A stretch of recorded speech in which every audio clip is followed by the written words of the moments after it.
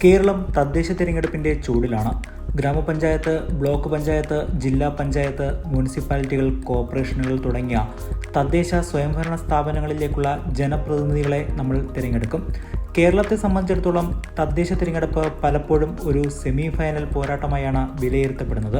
തദ്ദേശ തിരഞ്ഞെടുപ്പ് കഴിഞ്ഞ് 6 മാസത്തിനകം നിയമസഭാ തിരഞ്ഞെടുപ്പ് നടക്കുന്നത് കൊണ്ടാണ് കഴിഞ്ഞ 3 പതിറ്റാണ്ടായി തദ്ദേശ തിരഞ്ഞെടുപ്പിനെ സെമി ഫൈനലായി നാം കാണുന്നത്. ഇത്ര വാശിയേറിയ ഒരു പോരാട്ടം നടത്തി വിജയിക്കുന്ന അംഗങ്ങൾക്കും തുടർന്ന് പ്രസിഡന്റും വൈസ് പ്രസിഡന്റുമാകുന്നവർക്കും ചെയർമാനും വൈസ് ചെയർമാൻമാരും മേയർ, ഡെപ്യൂട്ടി മേയർമാരാകുന്നവർക്കും എത്ര രൂപയാണ് പ്രതിമാസം ശമ്പളമായി ലഭിക്കുന്നത്? തുച്ഛമാണ് എന്ന് തോന്നുന്ന തുകയാണ് ഇവർക്ക് ലഭിക്കുന്നത്. ശമ്പളമെന്നല്ല, മറിച്ച് ഓണറേറിയം എന്ന പേരിലാണ് ഇവർക്ക് പ്രതിമാസം നൽകുന്ന തുകയെ സർക്കാർ വിശേഷിപ്പിക്കുന്നത്. കേരളത്തിലെ തദ്ദേശ സ്ഥാപനങ്ങളിലെ അംഗങ്ങളുടെ ഓണറേറിയം പരിഷ്കരിച്ചത് 2016 ഗ്രാമപഞ്ചായത്തിന്റെ കാര്യമെടുത്താൽ തദ്ദേശ സംവിധാനത്തിലെ ഏറ്റവും താഴെത്തട്ടിലെ സ്ഥാപനമാണ് ഗ്രാമപഞ്ചായത്തുകൾ. ഗ്രാമപഞ്ചായത്തിലെ പ്രസിഡന്റിന് മാസം 13,200 രൂപയാണ് ഓണറേറിയം. വൈസ് പ്രസിഡന്റിനാകട്ടെ 10,600 രൂപയും സ്റ്റാൻഡിംഗ് കമ്മിറ്റി ചെയർമാൻമാർക്ക് 8,200 രൂപയുമാണ് ലഭിക്കുക. മെമ്പർമാർക്ക് 7,000 രൂപ മാത്രമാണ് പ്രതിമാസം നൽകുന്നത്. സംസ്ഥാനത്തെ 941 ഗ്രാമപഞ്ചായത്തുകളിലെ 15,962 വാർഡുകളിലെ ജനപ്രതിനിധികളെ നമ്മൾ തിരഞ്ഞെടുക്കുന്നുണ്ട്. ഇനി ബ്ലോക്ക് പഞ്ചായത്തിന്റെ കാര്യമെടുത്താൽ ബ്ലോക്ക് പഞ്ചായത്തുകളിൽ പ്രസിഡന്റിന് 14,600 രൂപയും വൈസ് പ്രസിഡന്റിന് 12,000 രൂപയും സ്റ്റാൻഡിംഗ് കമ്മിറ്റി ചെയർമാൻമാർക്ക് 8,800 രൂപയും പ്രതിമാസം ഓണറേറിയം ലഭിക്കുന്നുണ്ട്. മെമ്പർമാർക്ക് ലഭിക്കുന്നത് 7,600 രൂപ മാത്രമാണ്. സംസ്ഥാനത്ത് 152 ബ്ലോക്ക് പഞ്ചായത്തുകളാണ് ഉള്ളത്. ആകെ 2,080 വാർഡുകളും. ജില്ലാ പഞ്ചായത്തിന്റെ കാര്യമെടുത്താൽ കേരളത്തിൽ 14 ജില്ലകളുണ്ട്. അതിനൊപ്പം തന്നെ 14 ജില്ലാ പഞ്ചായത്തുകളും.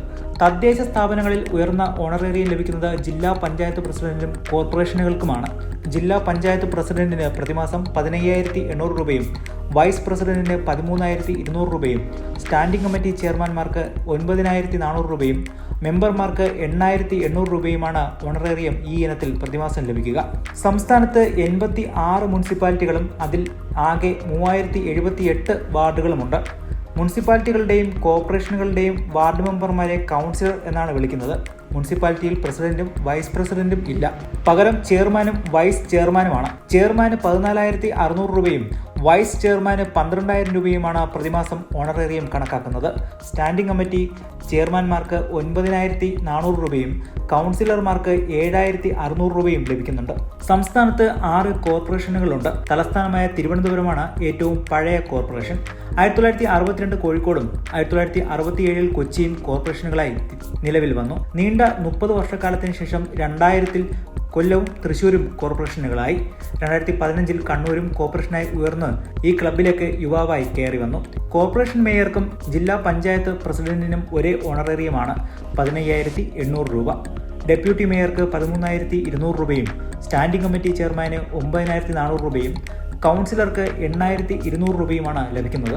ഗ്രാമ, ബ്ലോക്ക്, ജില്ലാ പഞ്ചായത്തുകളിലെ പ്രസിഡന്റ്, വൈസ് പ്രസിഡന്റ് എന്നിവർക്കും മുനിസിപ്പാലിറ്റികളിലെ ചെയർമാൻ, വൈസ് ചെയർമാൻ പദവി വഹിക്കുന്നവർക്കും കോർപ്പറേഷനുകളിലെ മേയർമാർക്കും ഡെപ്യൂട്ടി മേയർമാർക്കും സ്റ്റാൻഡിംഗ് കമ്മിറ്റി ചെയർമാൻമാർക്കും ഒരു യോഗത്തിന് 250 രൂപ ഹാജർ ഭത്ത ലഭിക്കുന്നുണ്ട്. ഒരു മാസം പരമാവധി 1,250 രൂപയാണ് ഹാജർ ഭത്തയായി എഴുതിയെടുക്കാൻ ആകുക. ഗ്രാമപഞ്ചായത്ത് മുതൽ കോർപ്പറേഷൻ വരെയുള്ള സമിതികളിലെ മെമ്പർമാർക്ക് 200 രൂപയാണ് ഒരു യോഗത്തിന് ഹാജർ ഭത്ത ലഭിക്കുന്നത്. ഇവർക്ക് പ്രതിമാസം പരമാവധി 1,000 രൂപ വരെ എഴുതിയെടുക്കാം. രാഷ്ട്രപതിക്ക് 5 ലക്ഷം രൂപയും ഉപരാഷ്ട്രപതിക്ക് 4 ലക്ഷം രൂപയും പ്രധാനമന്ത്രിക്ക് 2 ലക്ഷം രൂപയും ഗവർണർമാർക്ക് 3.5 ലക്ഷം രൂപയും പാർലമെന്റ് അംഗത്തിന് ശമ്പളവും ആനുകൂല്യങ്ങൾ ഉൾപ്പെടെ 1 ലക്ഷം രൂപയുമാണ് പ്രതിമാസം ലഭിക്കുന്നത്. മുഖ്യമന്ത്രിമാരുടെയും MLA-മാരുടെയും ശമ്പളം ഓരോ സംസ്ഥാനത്തും വ്യത്യസ്തമാണ്. കോവിഡ് പ്രതിസന്ധിയോട് അനുബന്ധിച്ച് രാഷ്ട്രപതിയും ഉപരാഷ്ട്രപതിയും പ്രധാനമന്ത്രിയും കേന്ദ്രമന്ത്രിമാരും MP-മാരും ഒരു വർഷത്തേക്ക് 30% ശമ്പളം വെട്ടിക്കുറച്ചിരുന്നു. മിക്ക സംസ്ഥാനങ്ങളും ഇതേ പാത പിന്തുടർന്നിട്ടുമുണ്ട്.